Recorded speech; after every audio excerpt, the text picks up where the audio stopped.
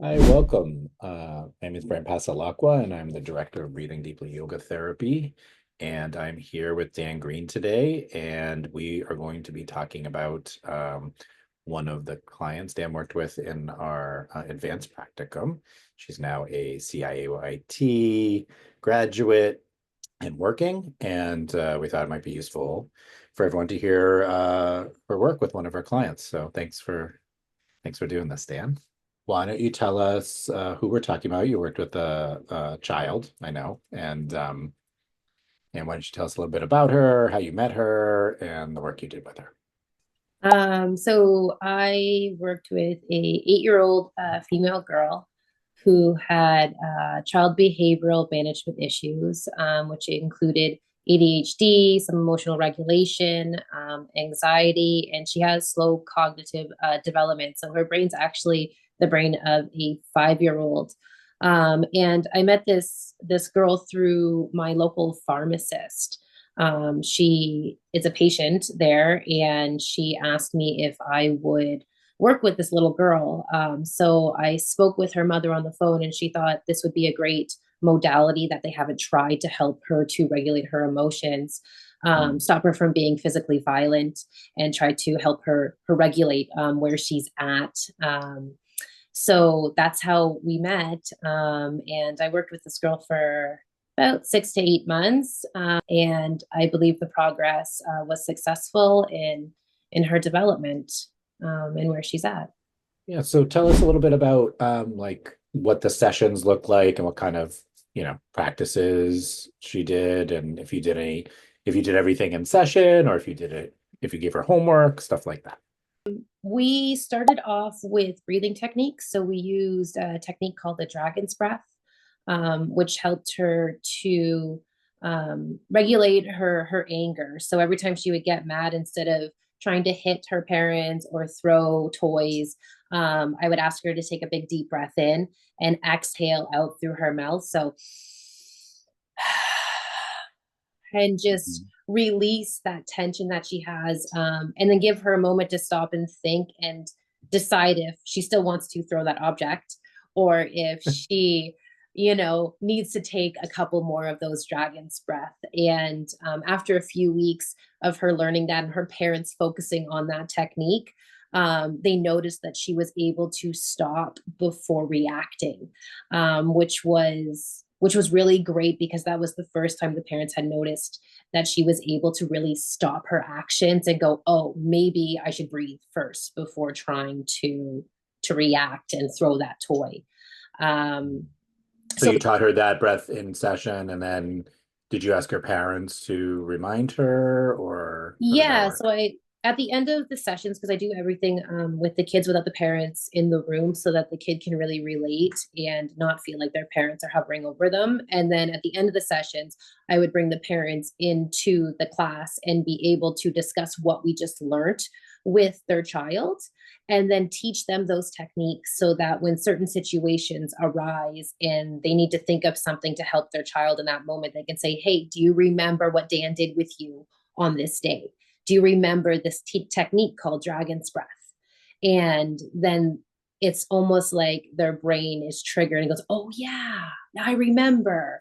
So you asked them to, yeah. So you would tell them everything. So Yeah. okay, so you use this dragon breath. What other kinds of things? Well, before we get there, we didn't do this, so this might be important. How long were your sessions with her? They were between an hour and an hour and a half, depending Hmm. on the day. Some days she was a lot more focused than other days. And I kind of had to gauge where she was at and if what we were doing during that session was too much for her. What would you do in that hour? Because that's a long time for a kid, an hour and a half. It So is, what yeah. would you do? Yeah. So a lot of getting to know each other, a lot of talking about her interests, what she did at school. So that would be kind of like the very beginning of our session. So that takes Mhm. between 5 and 10 minutes. And when you've got a child who isn't focused, you have to bring them back. So I would ask her a question, and all of a sudden she would be playing with our fish or feeding her fish, and I'd be like, no, no, no, come back down, sit on your mat. And we would focus on talking about what her day was like and if she reacted in certain ways. So I know what's triggering her throughout the day, and how she could help herself by using the techniques we learned. So we would start there, and then we would do dragon's breath, come back to that breath, keep learning it.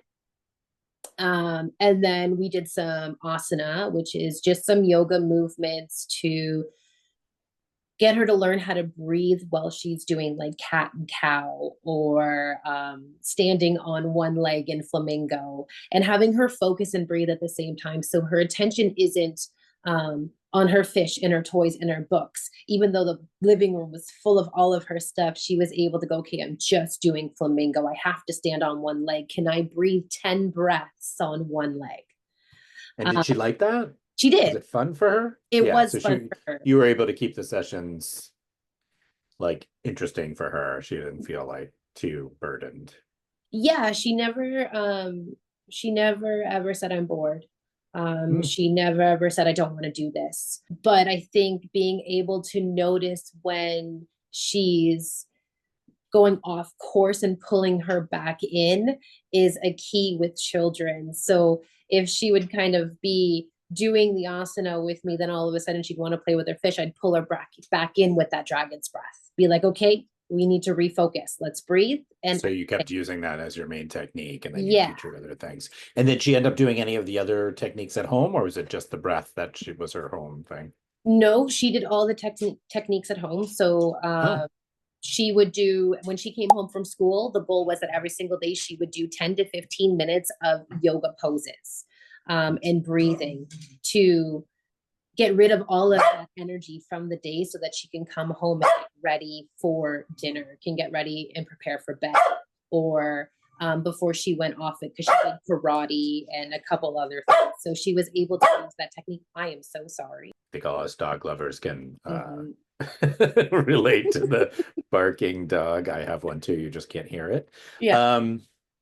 Okay, so sounds like it went really well. She enjoyed the sessions. Did she come weekly or not so So the much? first couple sessions were weekly, and then Hmm. after that it was bi-weekly, so every other Hmm. week. Every other week. Um, and that worked really well for their schedule.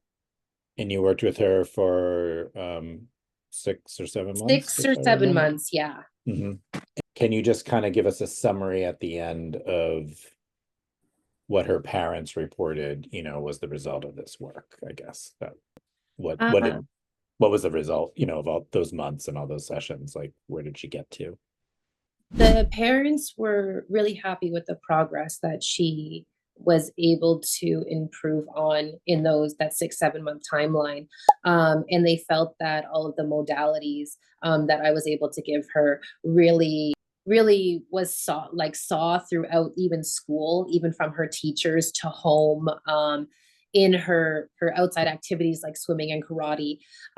She was able to stop and listen to herself before reacting. They truly felt that it helped them, and it helped her, and it also helped them to learn how to not react either. So it wasn't, they didn't feel it was just a learning point for their daughter. It was also a learning point for them too, realizing that, oh, they didn't understand these techniques or know about them until she was being taught.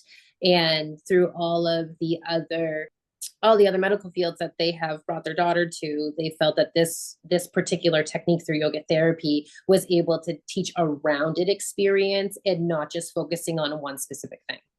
Yeah, yeah, yeah, Yeah. yeah.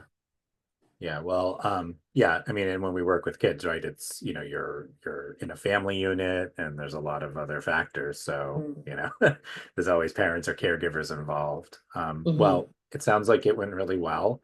I'm glad you shared it with us. It's, you know, especially right now, we're having like more and more, as you know, right? Like kids are Mm-hmm. having more and more and more and more mental health issues. Yeah. So I hope anyone listening to this, considers using yoga therapy as modality if they have a kid in their care that could benefit from it. And I also want to say it was amazing working with you in the practicum and supervising you. And I would recommend Dan to anyone if you're looking for yoga therapy either as an adult or a child. So thank you for sharing all this with us. Appreciate it. Thank you, Brandt. So breathing deeply over the years has been a truly exciting experience to develop my skills as a yoga therapist. And what brought me to this program specifically is the fact that I could do and make my way through the program on my own time, so that if something came up in my life, I could take a breather, step back, and then come back to the program when I was prepared.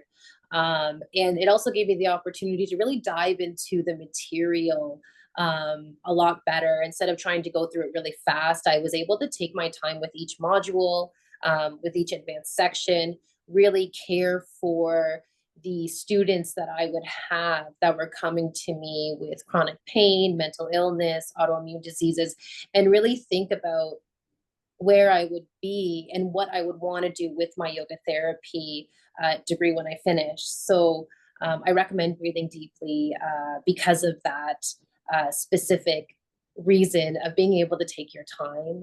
So I hope to see you one day on a Q&A.